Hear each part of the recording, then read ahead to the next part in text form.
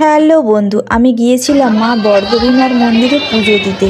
অনেক দিন ধরেই যাব বলছি, কিন্তু যাওয়া হচ্ছিল না। তাই এবারে ঠিক করলাম না, মায়ের কাছে যেতেই হবে।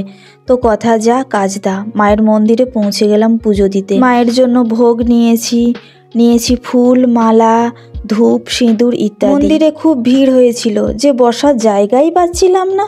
তখন মনে পড়লো মায়ের সেই বিখ্যাত গান, আমায় একটু জায়গা দাও মায়ের মন্দিরে বসি। বন্ধুরা, জানি আমি আমার গানের গলা ভালো নয়, তা বলে কি মায়ের গান গাইতে পারবো না? তাই একটু গেয়ে। বন্ধুরা, আমি তোমাদের মাকে দেখাতে পারলাম না, কারণ ভীষণ ভিড়। যাই হোক, আমি মন দিয়ে পুজোটা দিয়েছি। এখন আমি কোথায় যাচ্ছি দেখো। আমি যেখানে যাচ্ছি, আগে এখানে বলি দেয়া হতো, তবে এখন বলি প্রথা নিষিদ্ধ।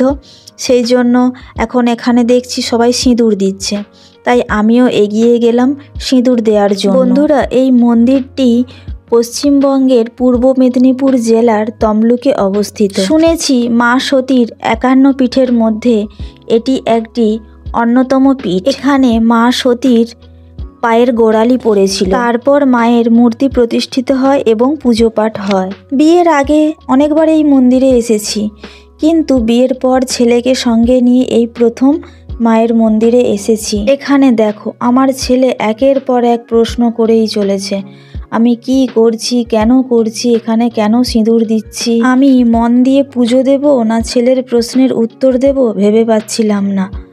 তারপর এখানে একজন বয়স্ক ঠাকুমা বলছে আমার ছেলেকে, বাবা তুমি একটু শান্ত থাকো, বাড়িতে গিয়ে তোমার মা সব গল্প শোনাবে তোমাকে। যাই হোক, ওই ঠাকুমার কথা শুনে আমার ছেলে শান্ত হলো। তারপর বলছে, তুমি সিঁদুর লাগিয়েছো, আমাকেও সিঁদুর দাও। মন্দিরে ভীষণ ভিড়, তার মধ্যে ও এদিক ওদিক দৌড়ে বেড়াচ্ছে। এই দেখো, যেখানে মানত বাঁধা হয় সেখানে দাঁড়িয়ে আছে, ডাকছি আসছেই না।